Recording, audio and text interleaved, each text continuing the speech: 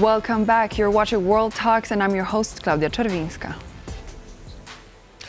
As the world is getting to terms with the events of the past 48 hours, POTUS is laying down his own law and issuing warnings to other countries such as Iran. But after a sudden takeover, capture of Nicolas Maduro, and statements that followed, the world is going to be a very different place now. So to talk about the whirlwind that ensued and what comes next in relation to the U.S., Venezuela and Iran, Alberto Coll, professor of law and director of global engagement at the DePaul University, joins me on the program. Thank you so much for joining me on World Talks. It's always a pleasure. Pleasure's all mine. So let's jump straight into it. Marco Rubio says Trump administration will maintain leverage over Venezuela's future after the capture of Nicolas Maduro. What kind of leverage do you think he's talking about? Well, at least two kinds. Number one, as you know, the U.S. naval forces are still right in the Caribbean, right in the same place they were 3 days ago. So the U.S. has a massive naval and military capability, and they could use that in a number of ways, including doing to some of the key remaining Venezuelan leaders what they did to Maduro.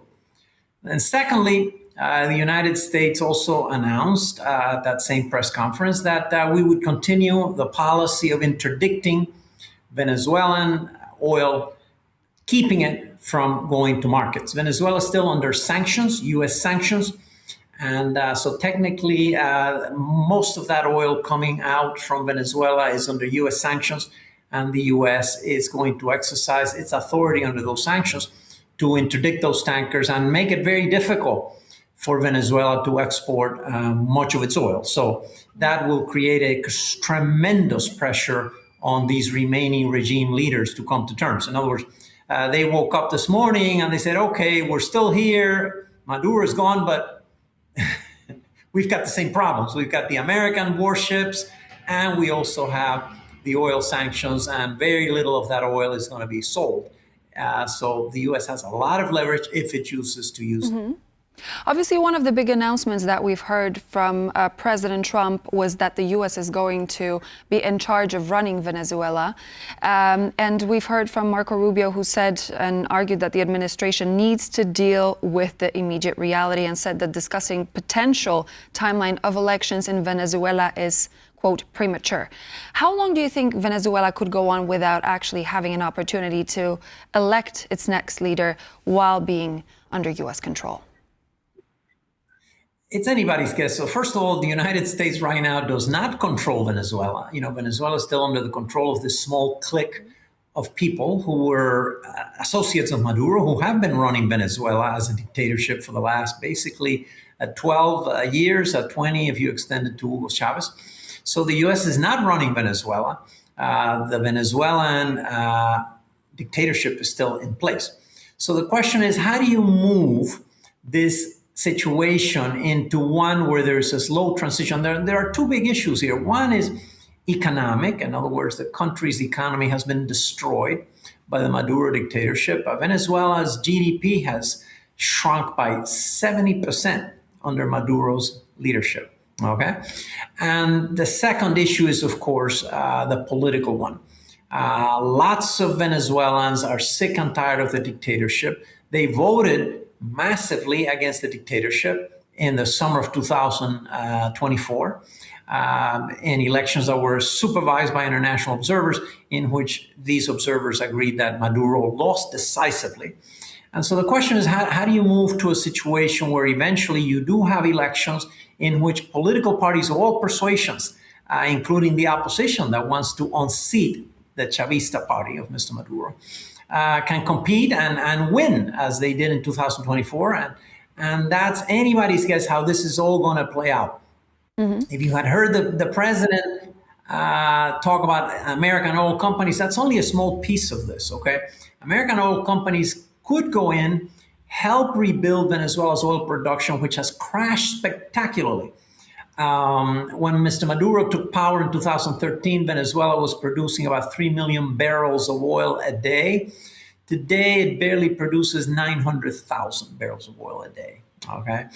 And so American oil companies could be very useful in terms of restarting some of that oil production. But this is only a small piece of the Venezuelan economy. And there's a lot of work also to be done in terms of, for example, making sure that people have the right to peacefully express their views and have peaceful, normal lives, even as economic reconstruction and recovery begins, very slowly begins.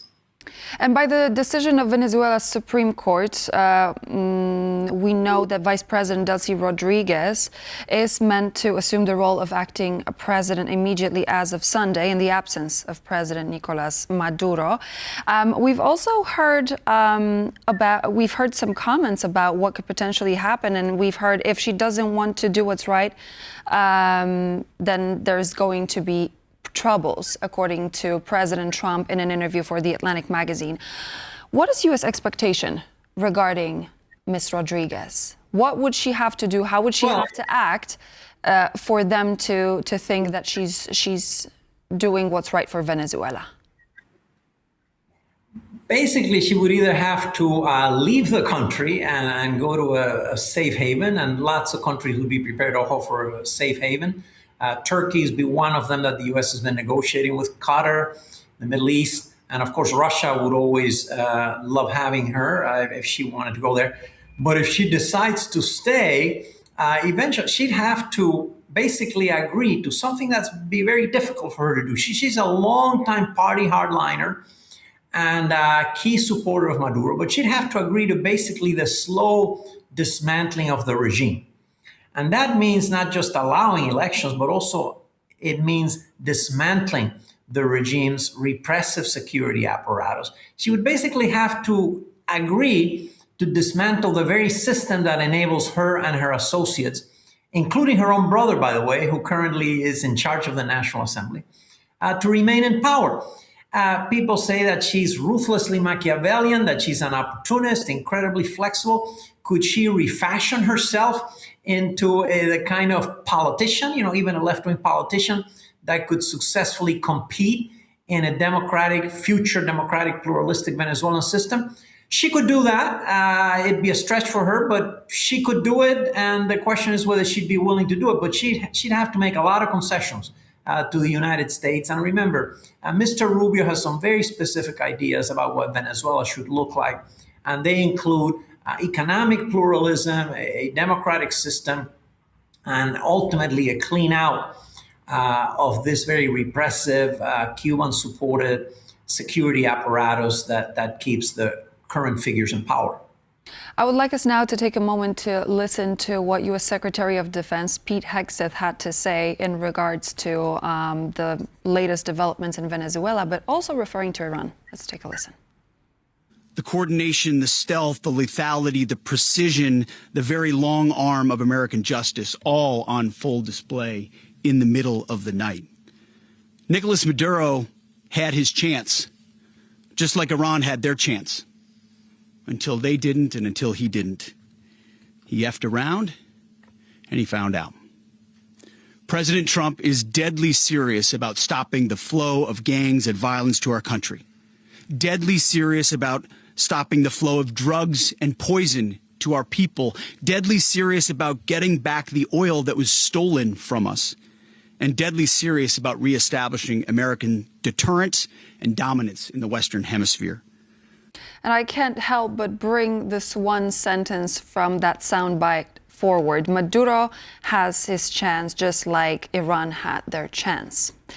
And after Donald Trump's words on the protest in Iran, which we've heard over the weekend, is this yet another sign of another potential looming escalation, but this time with Iran? Yes. In fact, before that, President Trump had met with Prime Minister Netanyahu a few days ago and very clearly warned Iran that if Iran continues on its current path of rebuilding again its nuclear capabilities and its missile capabilities, that the United States will not hesitate to attack them and destroy those capabilities. So I think the Iranian leaders right now are very worried. They might have thought that Trump was bluffing when he warned them not to crush protesters. And now they see what he did to Maduro, and they may be very, very concerned because, of course, they're also very isolated. Yes, China is a close economic partner, but the Chinese are not going to stick their necks out for the Ayatollahs. And Russia is very, very busy up to its neck waging the Ukrainian war. So Russia is not going to come to the Iranians' help no more than it did that this past June. So the Iranian leadership has to be very, very worried, and they have to be weighing right now what are the odds of Donald Trump doing to them some version of what he did to Maduro. And this is definitely an option, and one that looks very alluring, I think, for people like Marco Rubio and even for the president himself to be able to get rid of this regime, which really has put Iran for decades on a course of anti-American hostility, and also represents a threat to the region because of the regime's fanaticism, its sponsorship of terrorist proxy groups, and of course its pursuit of a nuclear weapon. So Iran has to be very worried right now. And the question is, how will this all play out? And the United States definitely can just sit back and continue the leverage on Maduro and make it very clear to the Iranian leadership that if they continue on the course they're on, they could be next in terms of some very severe consequences. I know we're coming to an end slightly when it comes to the time on our show, but I can't help myself but ask a question about Cuba. Among all these press conferences and press appearances, when it comes to President Donald Trump, when it comes to his administration, we keep hearing the recurring theme of Cuba. Do you think that Cuba is also somewhere in the cards for President Donald Trump? You know, I think in an indirect way, Cuba does not represent a direct threat the way that Venezuela does or Iran does. But you heard Secretary Rubio warn Cuba that what will happen now is, remember, Venezuela's oil exports to Cuba are ceasing right now as we speak. There is not going to be any Venezuelan oil going to Cuba. And this puts Cuba in a severe crisis. The Cuban economy is already in a severe crisis. And the complete cutoff of Venezuelan oil to Cuba puts Cuba in a situation where their energy grid is collapsing completely, and where Cuba's economic problems are going to compound severely.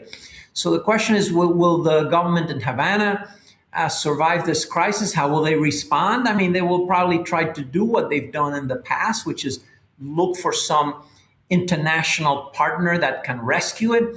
But this is a problem for them because, again, Russia is very busy, barely inching along in the Ukrainian war with massive effort. And Russia is in no position to bail out Cuba. And China is a very hard-headed economic partner. And China sees no benefits in actually propping up and actually subsidizing the Cuban economy. And of course, China needs energy. So China is in no position to provide Cuba with energy. So the question is exactly whether there may be elements within the Cuban leadership, at some levels of the Cuban leadership, who may be thinking about whether this is a time for a genuine change. The leadership in Havana has been unwilling to reform the economy in any meaningful ways. They have been very rigid in maintaining more or less the same economic system. And their options are just about exhausted right now.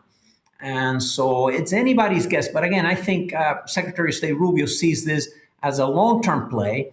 The United States can just sit back, do what it's doing to Venezuela, and then give Havana some time to think about this and see what may happen in Cuba over the next 9, 12, 15 months. We'll have to put a full stop there. Professor, thank you so much for taking the time to speak to me. Alberto Coll, Professor of Law and Director of Global Engagement, DePaul University, was my guest. Thank you once again. Always a pleasure. Thank you. And so this would be all for now here on World Talks. Thank you for joining me. I'm Claudia Turbinska, and I hope to see you back in just a moment.